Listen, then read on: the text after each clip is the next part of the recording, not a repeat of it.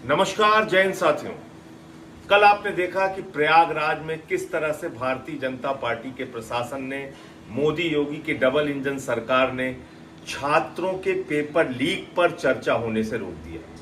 Paper leak हो जाए उससे कोई दिक्कत नहीं, लाखों छात्रों का भविष्य बर्बाद हो जाए उससे कोई दिक्कत नहीं। सीबीएसई के एग्जाम हो, हाई स्कूल इंटर के एग्जाम हो, पीसीएस जे के एग्जाम हो, लेखपाल के एग्जाम हो, दरोगा के हो, टीचर के हो, जेई के हो, हर परीक्षा का पेपर लीक हो जाए, आपकी जिंदगी बर्बाद हो जाए, लेकिन उसके ऊपर चर्चा करने तक की इजाजत आपको नहीं है। बंद कमरे में चर्चा करने की इजाजत नहीं है। तो क्यों यह इजाजत नहीं है, मैं आपको 1 मिनट के अंदर समझाना चाहता हूं। उत्तर प्रदेश की हालत में आपको बता दूं, 2017 में दरोगा भर्ती हुई थी जिसमें 7 लाख लोगों ने एग्जाम दिया था, पेपर लीक हो गया, परीक्षा कैंसिल हो गई। 2018 में 3000 नलकूप चालकों के लिए एग्जाम हुआ था, 2 लाख लोगों ने एग्जाम दिया था, पेपर लीक हो गया, परीक्षा कैंसिल हो गई। 2018 में ग्राम विकास अधिकारी के लिए परीक्षा हुई थी, 2000 पद के लिए हुई थी, 9 लाख लोगों ने एग्जाम दिया, पेपर लीक हो गया, परीक्षा रद्द हो गई। 2018 में ही यूपी पीसीएल जेई इसकी परीक्षा हुई और इसमें करीब करीब 26,000 लोगों ने 226 पदों के लिए परीक्षा दी थी, पेपर लीक हो गया, परीक्षा कैंसिल हो गई। 2018 में लोअर सबऑर्डिनेट की भर्ती 672 पदों के लिए 11 लाख लोगों ने एग्जाम दिया था, पेपर लीक हो गया, परीक्षा कैंसिल हो गई। 2021 में यूपी ट्रिपल एससी पेट की परीक्षा हुई, 21 लाख लोगों ने एग्जाम दिया था, परीक्षा कैंसिल हो गई पेपर लीक की वजह से। 2021 में ही यूपी टेट की परीक्षा हुई, 20 लाख लोगों ने एग्जाम दिया था, परीक्षा कैंसिल हो गई। 2022 में यूपी के 12वीं के बोर्ड की परीक्षा का पेपर लीक हो गया। 2022 में लेखपाल की परीक्षा 8000 पदों के लिए 2.5 लाख लोगों ने परीक्षा दी थी, पेपर लीक हो गया, परीक्षा कैंसिल हो गई।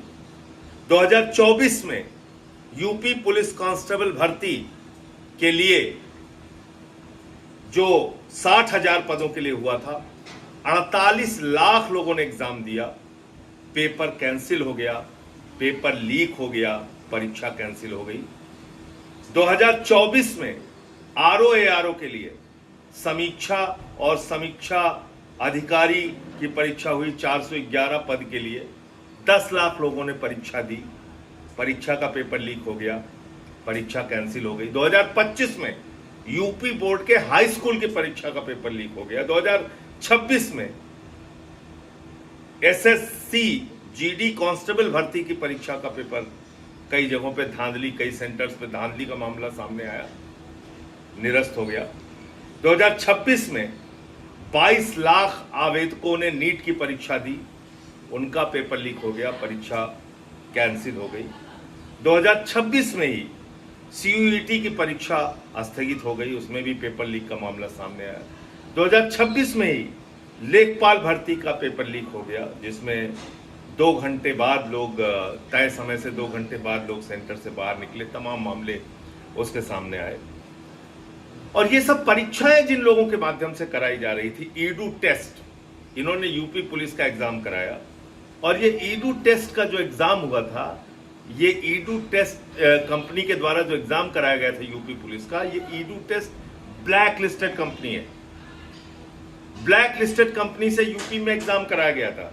दूसरा, एप्टेक लिमिटेड को जो यूपी पीसीएल जेई का एग्जाम कराने का ठेका दिया गया था, वो भी ब्लैक लिस्टेड कंपनी है।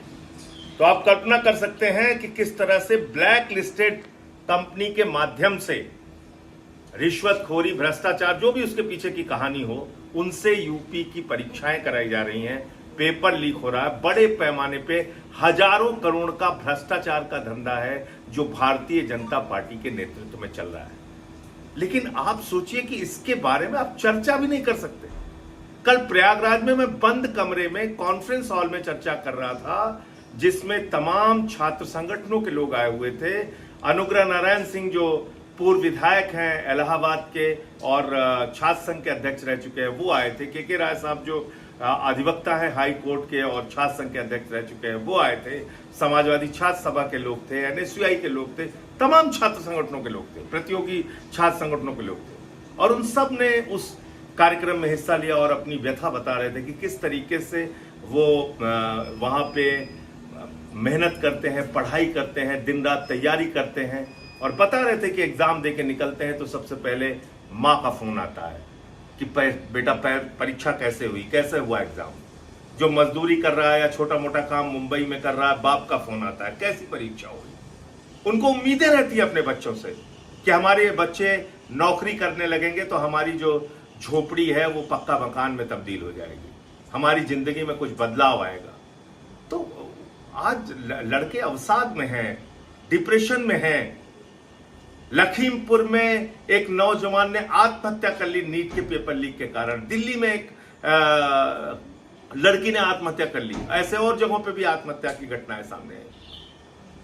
आप उनके बारे में उनका दर्द भी सुनने की इजाजत नहीं दे रहे, उनके बारे में बातचीत करने की इजाजत नहीं दे रहे। और दो छात्र नेता आशुतोष पांडे और पंकज पांडे, इनको गिरफ्तार कर लिया गया, इनको अरेस्ट करके जेल में डाल दिया गया। आज सोचे तानाशाही का आलम। मैं तो कह रहा हूं कि कितनी मूर्खतापूर्ण सरकार चल रही है भारतीय जनता पार्टी की, कि पता नहीं योगी सरकार को किसने ये सलाह दी। मैं तो बंद कमरे में चर्चा करके चला आता, शायद उसको उस खबर को इतना महत्व नहीं मिलता। लेकिन पता नहीं कैसे आपके अधिकारियों ने आपको सलाह दी या आपकी खुद की ये सोच है कि कहीं बातचीत ही नहीं होने देनी है छात्रों के मुद्दे पे। आपने उसको रोकने का प्रयास किया, दमन करने की कोशिश की, और आज पूरे देश में पेपर लीक पे चर्चा एक बड़ा मुद्दा बन गया है। लोग अपनी बातचीत कहेंगे, करेंगे और हर जगह करेंगे। इसको कोई नहीं रोक सकता, न मोदी रोक सकते हैं, न योगी रोक सकते हैं। 75 जिले हैं उत्तर प्रदेश के, और इस कार्यक्रम को और विस्तार दिया जाएगा। ऑनलाइन हम लोग पेपर लीक पे चर्चा करेंगे, जाके जिलों में छात्रों के साथ पेपर लीक पे चर्चा करेंगे, पेपर लीक पर बातचीत करेंगे, छात्रों को संगठित करेंगे, और कैसे ये पेपर लीक का धंधा बंद होना चाहिए इसके बारे में सरकार से एक ठोस नियम कानून बनाने की बात करेंगे। और वो हक, लोगों का रोजगार का हक, परीक्षा ईमानदारी से देने का हक, वो हक सरकार से लेके रहेंगे। और मैंने तो 5 चरणों में रोजगार दो, सामाजिक न्याय दो पदयात्रा भी की। उसके माध्यम से भी नौजवानों की आवाज उठाने का काम किया, और प्रयागराज जाके भी ये प्रयास किया छात्रों को संगठित करने का। आप लोगों से मैं कहना चाहता हूं, ये पेपर लीक पे चर्चा का कार्यक्रम आगे भी जारी रहेगा। और इस अभियान से जुड़ने के लिए आप 8588833483 नंबर पर बात करके अपने सुझाव दे सकते हैं और इस अभियान से जुड़ सकते हैं। दूसरा नंबर है 8588841358। तो 2 नंबर है, याद रखिए, 8588833483, 8588841358। इन दोनों नंबरों पे कॉल करके आप इस पेपर लीक पर चर्चा के अभियान से जुड़ सकते हैं और इस छात्र आंदोलन को अपनी मजबूती दे सकते हैं। जय हिंद, इंकलाब जिंदाबाद।